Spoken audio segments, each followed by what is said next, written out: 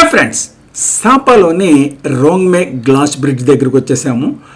ఈ లిఫ్ట్ ఎక్కి అక్కడ టికెట్ తీసుకుని అదిగో చివరిని కనబడుతుంది చూసారా, అక్కడ ఉంది గ్లాస్ బ్రిడ్జ్. అక్కడికి వెళ్ళాలి. గ్లాస్ బ్రిడ్జ్ మీద మా యొక్క సాహసోపేత కార్యక్రమం మొదలైంది. మరి సమయం 4 అవుతుంది. చాలా చలిగాలి వేసేస్తుంది. అందుగురించి హుడ్డీ కూడా నేను వేసేసాను.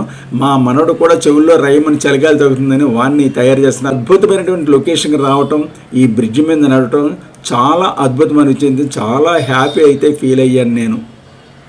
దీని మీద నడవటానికి నేనైతే ఏమీ భయపడలేదు, కానీ చాలా విపరీతమైన గాలి అయితే వేసింది. కిందకు చూస్తూ నడిస్తే భయమే, అందుగురించి ముందుకు చూసుకుంటూ నడిచాను. ఇక్కడ మరి మా కుటుంబంతో ఒక స్టిల్ ఫోటో తీసుకున్నాం. ఈ బ్రిడ్జి నిర్మాణం వివరాలు అనుకుంటే ఈ బోర్డులో వియత్నాం భాషలో రాసింది. Hoang Lien Son group joint stock company Dragon Cloud Glass Bridge tourist area. ఈ బ్రిడ్జ్ పేరు డ్రాగన్ క్లౌడ్ గ్లాస్ బ్రిడ్జ్ అనమాట.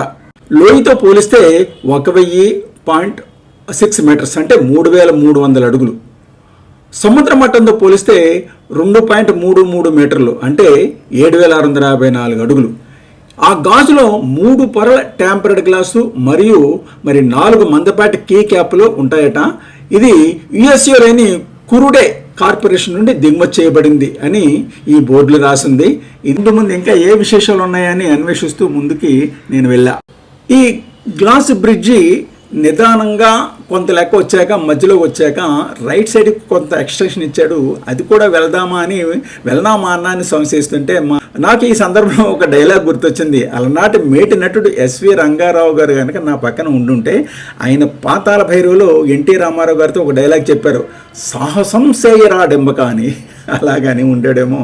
అమ్మో, చివరికి వచ్చేసానండి.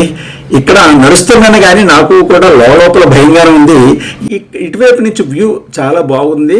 మన ప్రేక్షకుల కోసం, మన ఛానల్ ప్రేక్షకుల కోసం చూపిస్తే బాగుంటుందని నేను ఆ ఎత్తైన మెట్ల మించి ఈ వ్యూని తీసుకుంటూ కొద్దిగా వెనక ఉన్నానన్నమాట.